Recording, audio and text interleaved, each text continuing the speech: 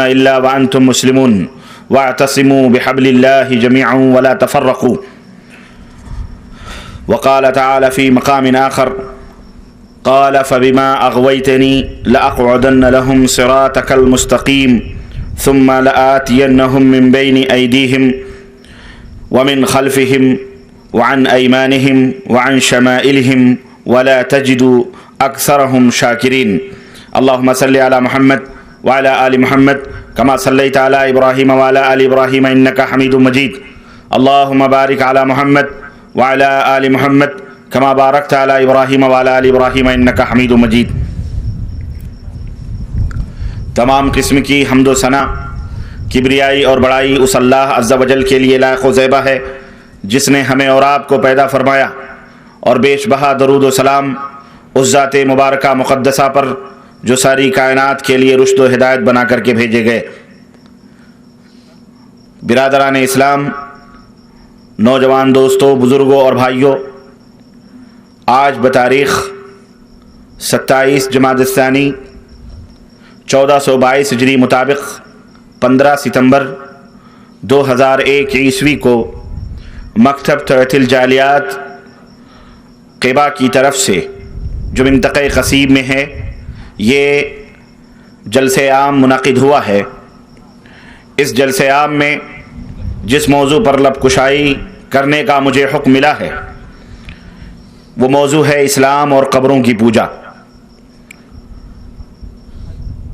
حقیقت یہ ہے کہ جیسا کہ آپ نے سماعت فرمایا کہ یہ میری چند تقریروں میں سے ایک بڑی عجیب و غریب تقریر ہے، جو آج سے تقریباً 8 یا 10 سال پہلے میں نے جمعے کے خطبے میں اس موضوع کی اچھی طرح سے وضاحت کی تھی. آج اخوان کا مطالبہ ہوا کہ اسی موضوع پر لب کشائی کی جائے تاکہ ہمارے دوستوں اور ہمارے بھائیوں تک وہ حقیقتیں بے نقاب ہو کر کے سامنے آ جائیں جنہیں بہت دنوں تک اور برسوں تک پردے راز میں رکھا گیا ہے. حضرات، تو آئیے اللہ کی توفیق سے میں اپنے اس موضوع کی وضاحت کرنے کی سعادت حاصل کر رہا ہوں. اللہ عز و جل سے دعا ہے کہ اللہ تبارک و تعالی ہمیں اور آپ کو حق بولنے، حق بات کے سننے اور اس پر عمل کرنے کی توفیق عطا فرمائے. آمین یا رب العالمین. اس موضوع کی وضاحت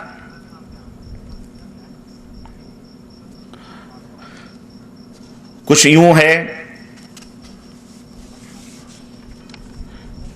کہ آج بہت سارے مسلمانوں کے بیچ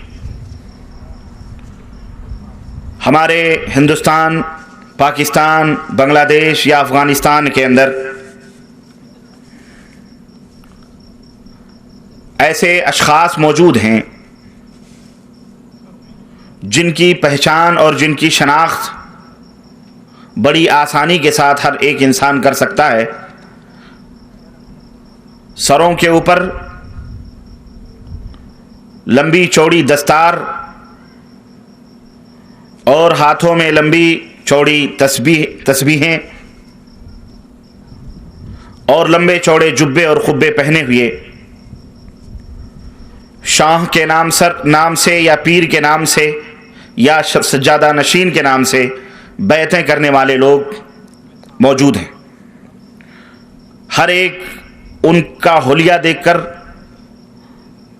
ان کی شکل و صورت دیکھ کر آسانی کے ساتھ پہچان لیتا ہے یا پہچان سکتا ہے کہ یہ کسی دربار کے مجاور ہوں گے یا کسی خانقاہ کے پیر ہوں گے. لیکن حقیقت یہ ہے میرے عزیز کہ یہ لمبے لمبے جبے، یہ بڑے بڑے دستار، یہ لمبی لمبی داڑھیاں اور ہاتھوں میں لٹکائی ہوئی پکڑے ہوئے یہ تسبیح، یہ گندم نما جو فروش، یہ انسانوں کی شکل میں اسلام کو برباد کرنے والے شیطانی بھیڑیے ہیں جو قبروں کی اور مزاروں کی تجارت کرتے ہیں اور اس کی کمائی سے اپنا پیٹ بھرتے ہیں۔ اس بات کی بے حد ضرورت ہے کہ آج دنیا میں ان کی نقاب کشائی کی جائے تاکہ ہمارے جیسے بھولے بھالے مسلمان جو اپنے نبی حضرت محمد الرسول اللہ صلی اللہ علیہ وسلم سے بے حد عقیدت اور محبت کرتے ہیں، ان کی ریشہ دوانیوں اور فریب کاریوں سے آگاہ ہو جائیں اور اسلام کی حقیقی اور اصلی شکل و صورت ان کے سامنے آ جائے اور وہ صحیح راستوں پر آ جائیں۔ یہ اس وقت کا نہایت ہی حساس نقطہ، اس دور کا نہایت ہی سلگتا ہوا موضوع ہے، اور اللہ کی توفیق سے اس موضوع پر جو 8-10 سال پہلے میری تقریر ہوئی ہے، جو کیسٹیں دنیا کے اندر پھیلی ہیں، بے شمار اور ہزاروں لاکھوں کی تعداد میں ہمارے دوستوں نے، اسلام کے جیالوں نے، اسلام کی غیرت رکھنے والوں نے جب ان باتوں کو سنا ہے تو اللہ کے فضل و کرم سے ان کے سینے جگمگا گئے، قرآن و سنت کی روشنیوں سے ان کے کلیجے ٹھنڈے ہو گئے اور انہوں نے اس سے توبہ کی اور اللہ کے فضل سے وہ توحید و سنت کی راہوں پر گامزن ہو چکے ہیں۔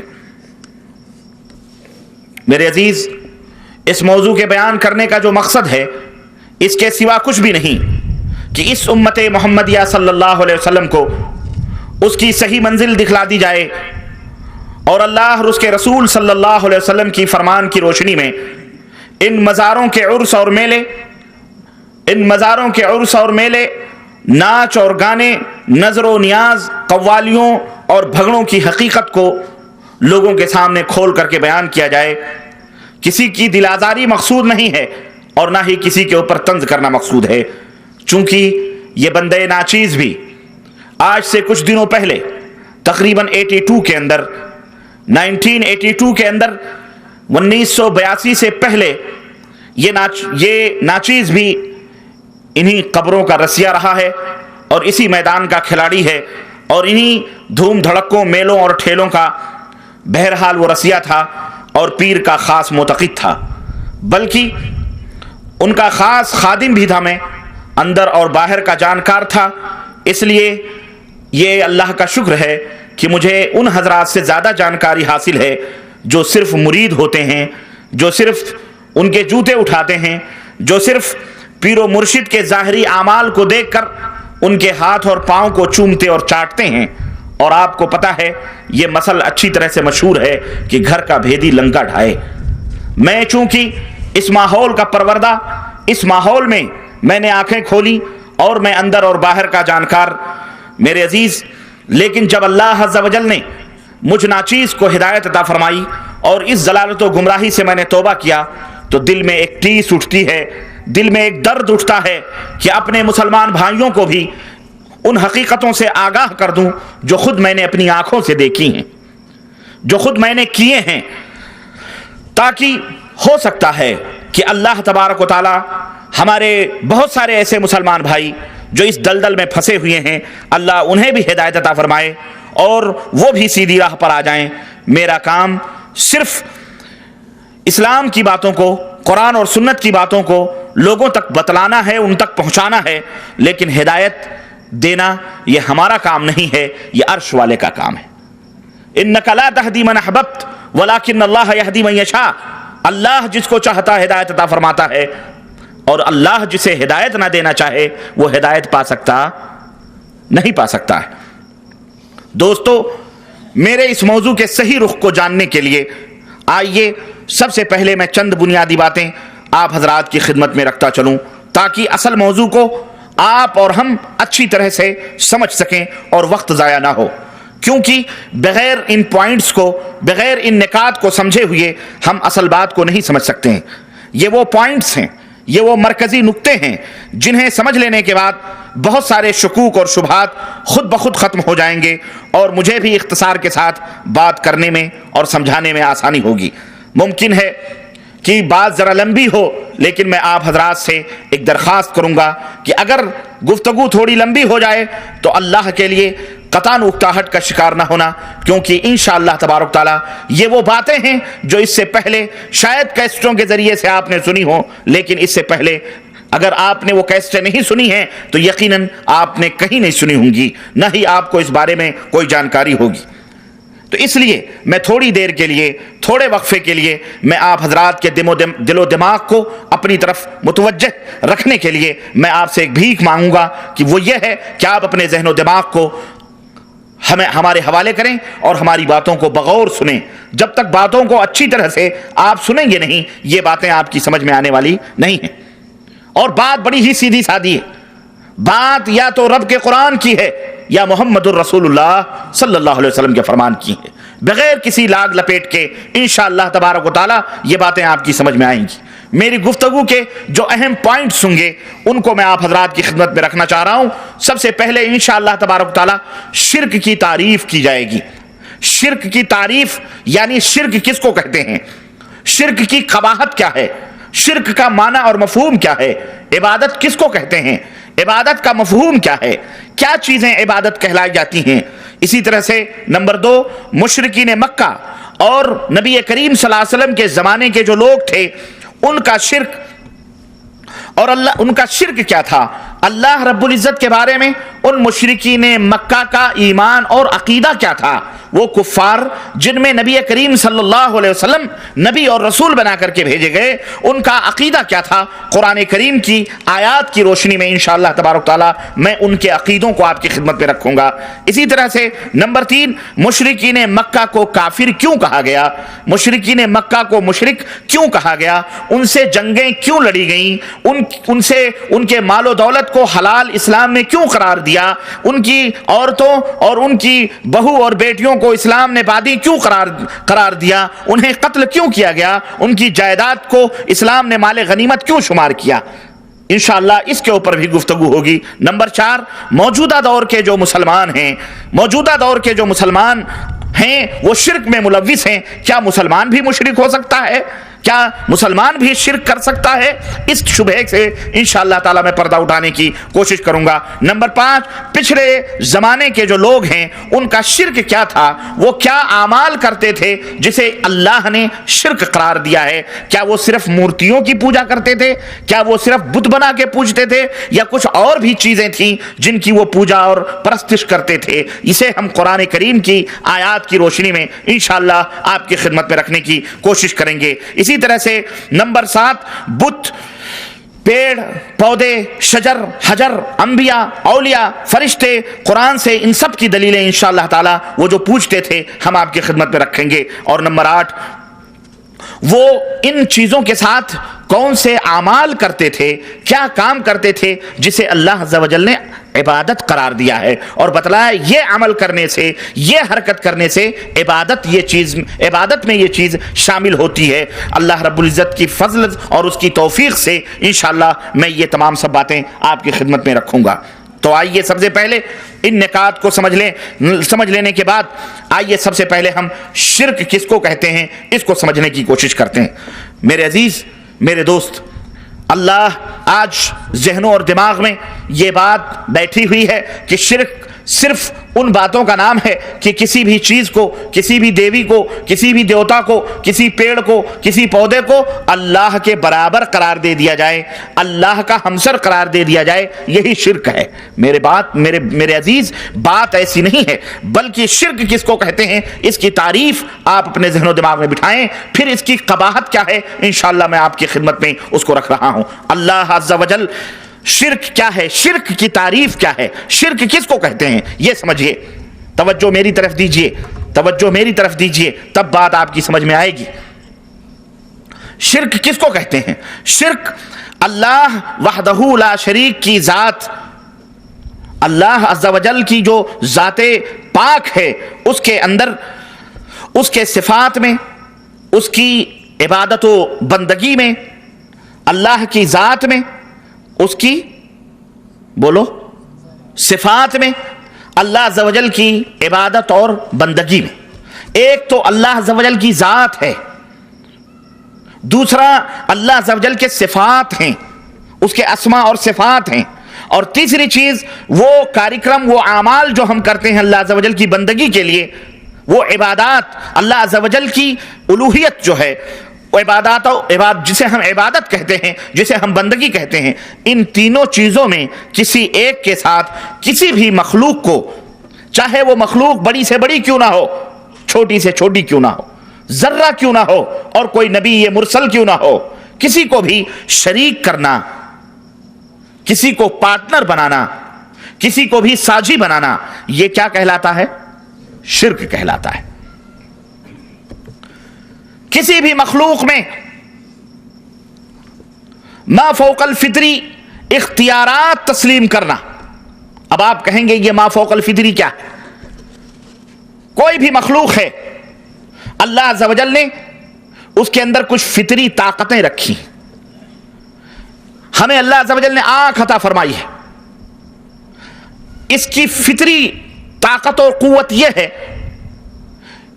کہ ہم اس دیوار کو جو ہمارے سامنے موجود ہے، اس دیوار کو دیکھ سکتے ہیں، لیکن اس دیوار کے پسے دیوار کے پیچھے کیا ہو رہا ہے ہم دیکھ نہیں سکتے۔ اگر ہم نے کسی انسان کے اندر یہ عقیدہ رکھا، کسی مخلوق کے اندر یہ عقیدہ تصور کیا کہ وہ اس دیوار کے پیچھے کی حالات کو بھی جانتا ہے، یہی غیر فطری، یہی کیا ہے؟ ما فوق الفطری، فطرت سے بالا تر قوت تسلیم کرنا۔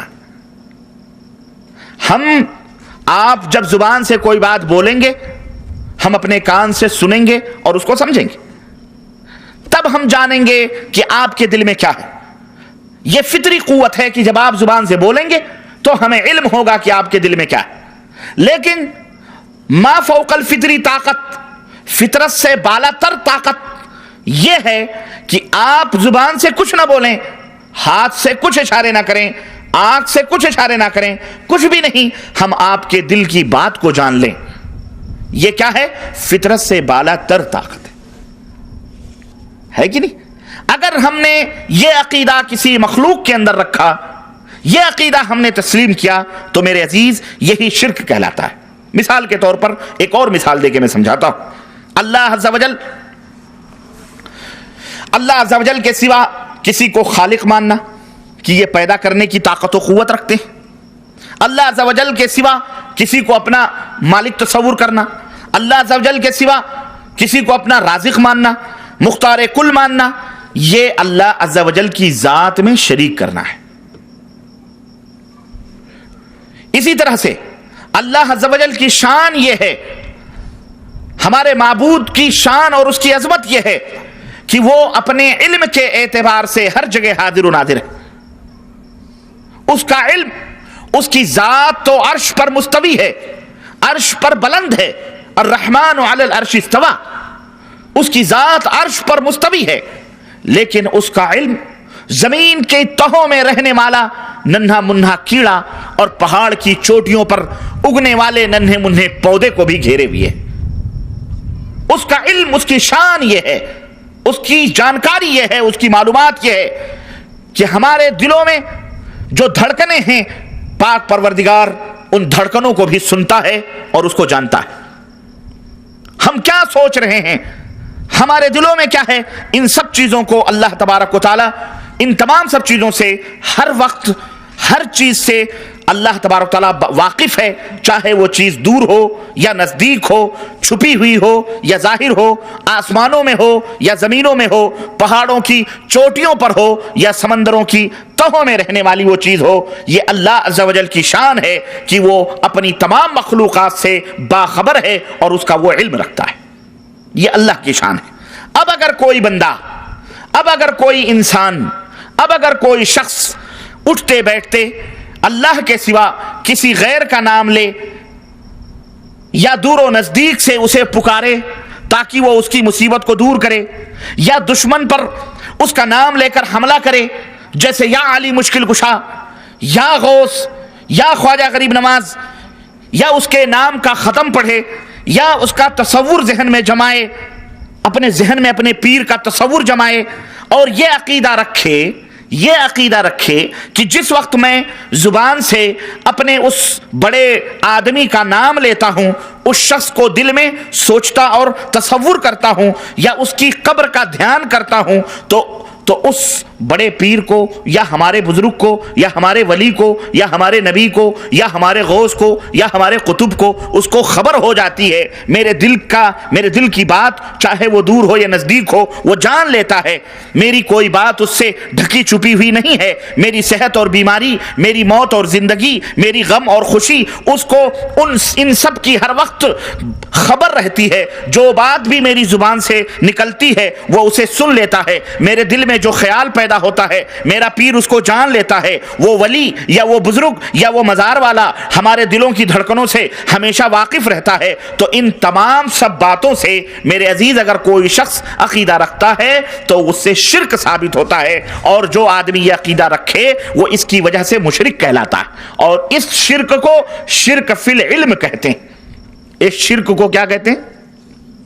شرک فی العلم کہتے ہیں، یعنی اللہ تبارک و تعالی جیسا علم اللہ کے کسی مخلوق کے لیے ثابت کرنا، یہ شرک فی العلم کہلاتا ہے، اور یقینی طور پر اس عقیدے سے انسان مشرک ہو جاتا ہے، چاہے یہ عقیدہ کسی بڑے سے بڑے انسان کے اندر رکھے، چاہے کسی فرشتے کے اندر رکھے، چاہے کسی نبی مرسل کے اندر رکھے، چاہے کسی پیر، چاہے کسی بزرگ، چاہے کسی دیوی، چاہے کوئی دیوتا، چاہے کسی جن، چاہے کسی بھوت، چاہے کسی پریت کے اندر رکھے، اور چاہے اس نیت سے رکھے کہ یہ جو طاقت و قوت ہے یہ اللہ تعالیٰ نے اسے عطا کیا ہے، اس نیت سے رکھے یا ذاتی نیت سے رکھے، دونوں طریقے سے بہرحال شرک لازم آتا ہے۔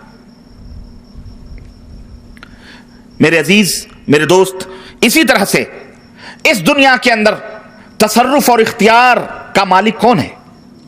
اللہ عز و جل ہے۔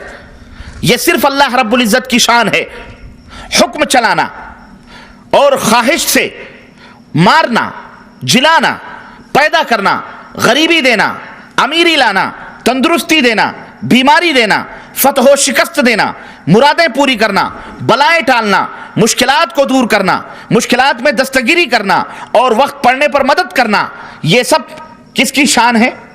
یہ سب اللہ عز و جل کی شان ہے، اللہ وحدہ لا شریک کی یہ شان ہے، کسی مخلوق کی یہ شان نہیں ہے، چاہے وہ مخلوق بڑی سے بڑی کیوں نہ ہو، چاہے وہ کوئی نبی ہی کیوں نہ ہو، چاہے وہ کوئی فرشتہ یا کوئی اور دوسری مخلوق کیوں نہ ہو، اس کی شان یہ نہیں ہو سکتی۔ یہ صرف اللہ عز و جل کی شان ہے، جس کو چاہتا ہے تخت و سلطنت عطا فرماتا ہے، اور جس کو چاہتا ہے غریب اور فقیر بناتا ہے، جس کو چاہتا ہے موت کے گھاٹ اتارتا ہے، اور جس کو چاہتا ہے عزت و رفعت کی بلندیاں عطا فرماتا ہے۔ اب اگر کوئی شخص ایسا تصرف اور ایسا اختیار یا ایسی صفت کسی مخلوق کے اندر ثابت کرے، اس سے مرادیں مانگے، اس کے نام کی نظر و نیاز کرے، اس سے منتیں کرے، سماجتیں کرے، یا اس کے نام کی قربانیاں کرے اور مصیبت کے وقت اس کو پکارے تاکہ وہ اس کی بلائیں ٹال دے، ایسا شخص ایسا عمل کرنے کی وجہ سے کیا ہو جاتا ہے؟ مشرک ہو جاتا ہے۔ ایسا عمل کرنے کی وجہ سے مشرک ہو جاتا ہے، اور اس کو شرک فی التصرف کہا جاتا ہے، یعنی جس کی طاقت و قوت اللہ کے لیے خاص تھی، اس نے وہ طاقت و قوت کسی مخلوق کے اندر تسلیم کر لی، جس کی وجہ سے وہ مشرک ہو جاتا ہے۔ اور یہ تصرف چاہے وہ یہ عقیدہ رکھے کہ ذاتی ہے یا اللہ تعالیٰ نے اسے عطا کیا ہے، دونوں طرح سے یہ عقیدہ شرکیہ ہے، اور ایسا عقیدہ رکھنے سے آدمی شرک کے دائرے میں داخل ہو جاتا ہے۔ نمبر 3، اسی طرح سے اللہ رب العزت نے بعض کام اپنی عبادات کے لیے مخصوص کر لیے ہیں، بعض اعمال ایسے ہیں، بعض کارکرم، بعض کام ایسے ہیں، بعض ورکس ایسے ہیں جسے اللہ عز و جل نے اپنی عبادت قرار دیا ہے، جن کو ہم عبادات کہتے ہیں۔ مثال کے طور پر سجدہ، یہ کس کے لیے ہے؟ اللہ عز و جل کے لیے۔ رکوع، یہ کس کے لیے ہے؟ اللہ عز و جل کے لیے۔ اللہ کے نام پر صدقہ و خیرات کرنا، یہ کس کے لیے؟ یہ صرف اللہ کے لیے۔ اس کے نام کا روزہ رکھنا، نماز پڑھنا، اس کے گھر کعبے کی زیارت کے لیے سفر کرنا، دور دور سے سواری اور جیسے بھی میسر ہو خانہ کعبہ کی زیارت کے لیے جانا، اللہ عز و جل سے دعا کرنا، اللہ کو پکارنا، اللہ کے گھر کا طواف کرنا، اللہ کی طرف اور اس کی طرف قربانی کے جانور لے جانا، اپنے گھر سے خانہ کعبہ کی طرف قربانی کے. اور ابھی میں بتاؤں گا لوگ کہاں کہاں سے قربانیوں کے جانور کہاں کہاں لے جاتے ہیں، اپنے اپنے ملکوں سے، اپنے اپنے گھروں سے کہاں کہاں قربانیوں کے جانور لے جاتے ہیں. وہاں جا کر کعبے میں منتیں ماننا، کعبے پر غلاف چڑھانا، حجر اسود کو چومنا، اس کے گھر میں، اللہ کے گھر میں روشنی کرنا، آب زمزم کو تبرک سمجھ کر پینا. آج لوگ مزاروں کو دھل دھل کر کے تبرک سمجھ کر کے پیتے ہیں. یہ شان صرف خانہ کعبہ کی ہے کہ آب زمزم کو تبرک سمجھ کر کے پینا، بدن پر ڈالنا، جسموں کے اوپر ملنا، وہاں کا خادم بننا، یہ سب کام اللہ عز و جل نے اپنی عبادت اور بندگی کے لیے خاص کر لیے ہیں، اور مسلمانوں کو بتلائے ہیں اللہ تعالیٰ نے کہ تم یہ سب اعمال کرو گے، ہم خوش اور راضی اور خوش ہوں گے. اور حج میں یہی سب کیا جاتا ہے. اب اگر کوئی شخص کسی نبی کو، کسی ولی کو، یا کسی فرشتے کو، یا کسی بھوت کو، یا کسی جن کو، یا کسی پریت کو، یا کسی دیوی کو، یا کسی دیوتا کو، یا کسی سچی جھوٹی قبر کو، یا کسی استھان کو، یا کسی تھان کو، یا چلے کو، یا کسی مکان کو، کسی تعزیے کو، کسی نشان کو، کسی چبوترے کو، کسی کے تبرک،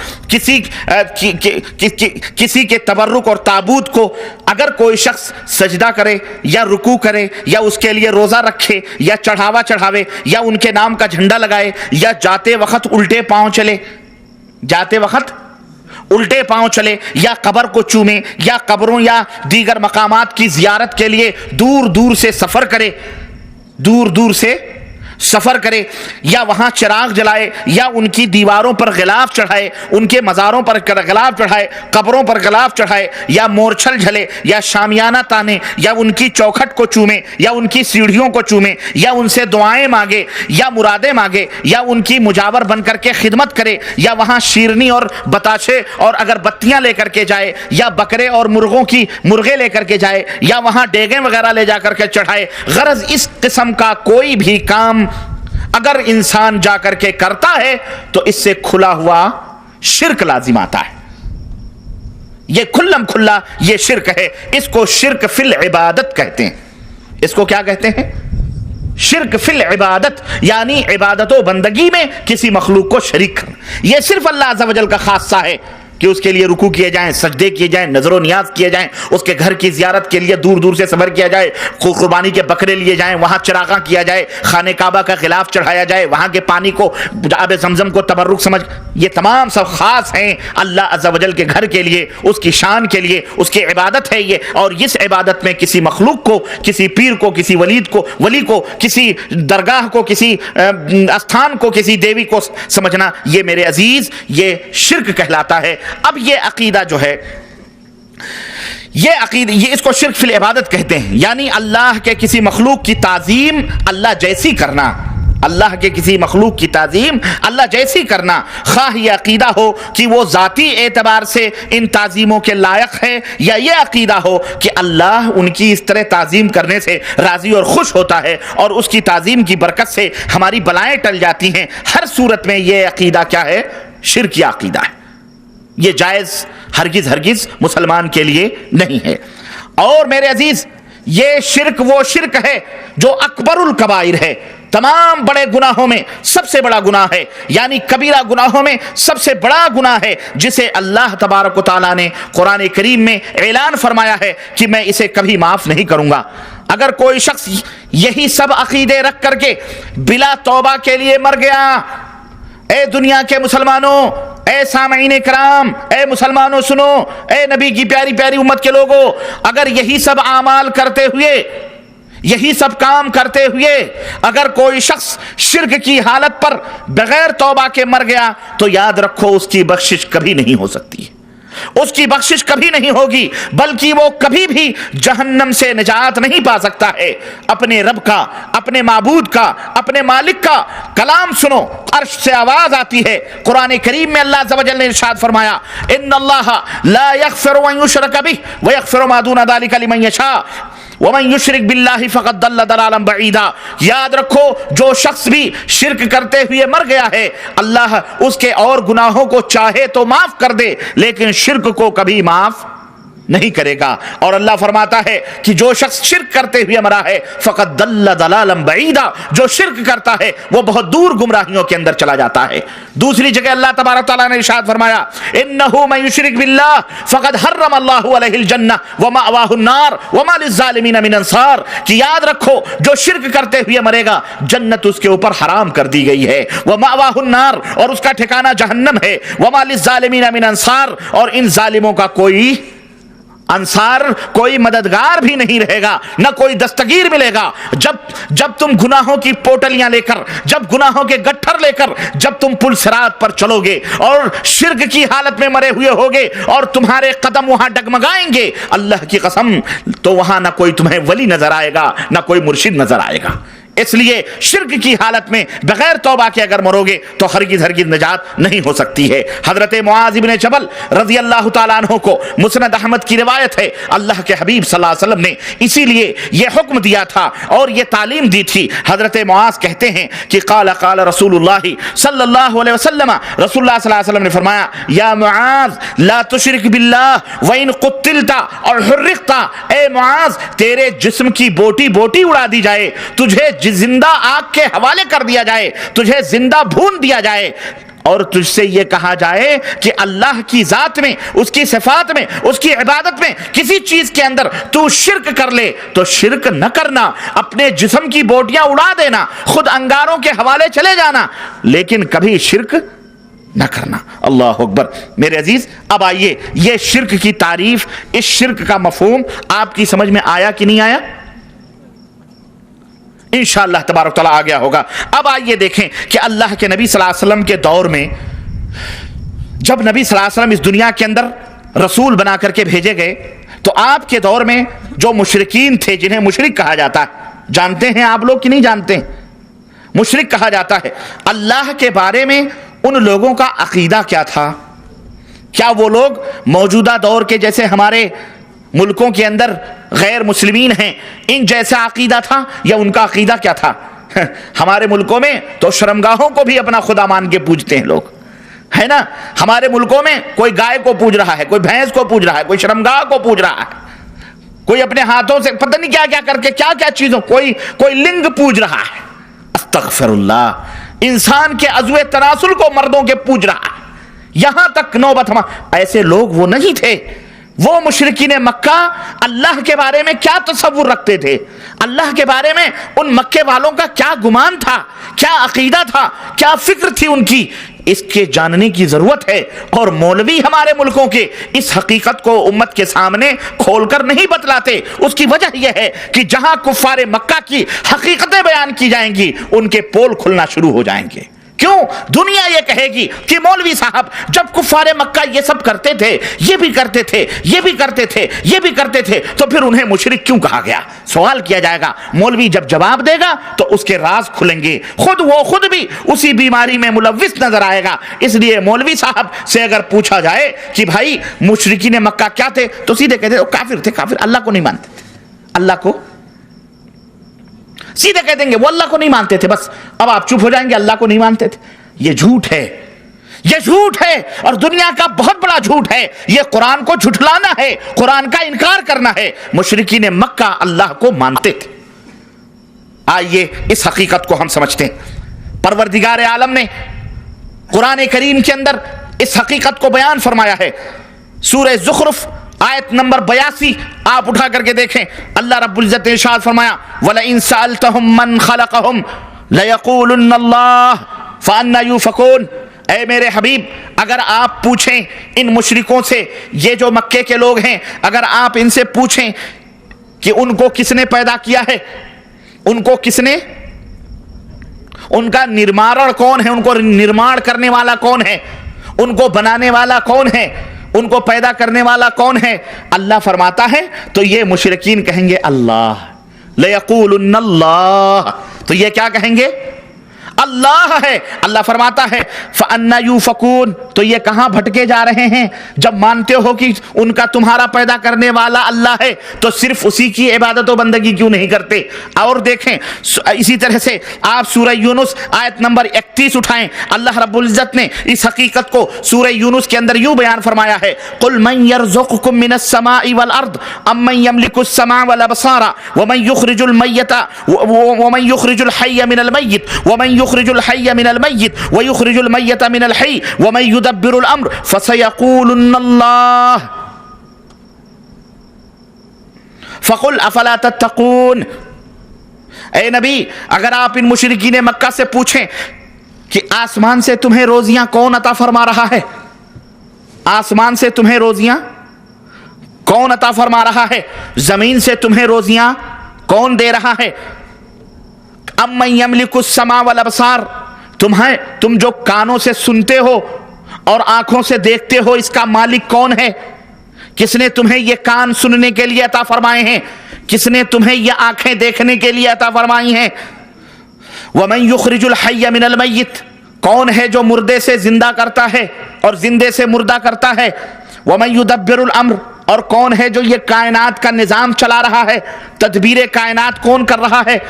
فَسَيَقُولُونَ اللَّهُ، تو یہ کہیں گے یہ تمام سب کون کر رہا ہے؟ اللہ کر رہا ہے۔ یہ کون جواب دے رہا ہے؟ بولو۔ ہاں یہ ذہن میں رکھنا، یہ مشرکین مکہ ہیں، اللہ ان کی حقیقت کو بیان فرما رہا ہے کہ یہ کہیں گے اللہ ہی ہے۔ فَقُلْ أَفَلَا تَتَّقُونَ، تو اے میرے حبیب، اے میرے رسول، ان سے کہیے اللہ سے ڈر نہیں لگتا؟ ڈرتے نہیں ہو؟ روزی دینے والا وہی، کائنات چلانے والا وہی، کانوں کا مالک وہی، آنکھوں کا مالک وہی، آسمانوں سے بارش نازل کرنے والا وہی، مارنے والا وہی، جلانے والا نہیں، پھر شرک کیوں کرتے ہو؟ ڈر نہیں لگتا؟ اسی طرح سے ایک جگہ اور اللہ تبارک و تعالیٰ نے بڑی اچھی بات بیان فرمائی ہے، اس کو ذرا سا سنیے۔ سورہ مومنون کے اندر اللہ رب العزت نے سورہ مومنون آیت نمبر 84 سے لے کر 89 تک 89 تک آپ پڑھتے چلے جائیے۔ اللہ رب العزت نے فرمایا قُلْ لِمَنِ الْأَرْضُ وَمَنْ فِيهَا إِن كُنْتُمْ تَعْلَمُونَ، اے نبی آپ ان سے پوچھئے کہ زمین اور آسمان کے اندر جتنی بھی چیزیں ہیں اس کا مالک کون ہے؟ اگر تم جانتے ہو اے مشرکو، اے کافرو، کفار مکہ، اگر تم جانتے ہو تو ذرا بتلاؤ کہ اس کا مالک کون ہے۔ سیقولون للہ، تو یہ کہیں گے یہ سب کا مالک کون ہے؟ اللہ ہے۔ قل افلا تذکرون، تو اے نبی آپ کہہ دیجئے نصیحت نہیں حاصل کرتے ہو؟ قل من رب السماوات السبع ورب العرش العظیم، اے نبی ان سے پوچھئے کہ ساتوں آسمانوں کا عرش اعظم کا مالک کون ہے؟ کون ہے پالنہار؟ سیقولون للہ، تو یہ کہیں گے یہ سب کا مالک کون ہے؟ اللہ ہے۔ قل افلا تتقون، اے نبی کہہ دیجئے کیا تمہیں ڈر نہیں لگتا ہے؟ قل من بیدہ ملکوت کل شیء وہو یجیر ولا یجار علیہ ان کنتم تعلمون، اے نبی ان سے کہیے کہ یہ بتلاؤ ہر چیز کا مالک، ہر چیز کی ملکیت کس کے ہاتھ میں ہے؟ تصرف اور اختیار مختار کل کون ہے؟ کس کے ہاتھ میں ہے یہ زمین و آسمان کی ڈوریاں؟ وہو یجیر ولا یجار علیہ، وہ لوگوں کو پناہ دیتا ہے پر وہ کسی کی پناہ نہیں لیتا۔ آخر یہ طاقت و قوت کس کی ہے؟ ان کنتم تعلمون، اگر تم جانتے ہو تو جواب دو۔ سیقولون اللہ، تو وہ کہیں گے کہ یہ سب اللہ عز و جل کے لیے ہے۔ قل فأنا تسحرون، تو اے نبی کہہ دیجئے کیا تمہارے پر جادو کیا گیا ہے؟ سمجھ نہیں آتی ہے پھر کیوں شرک کرتے ہو؟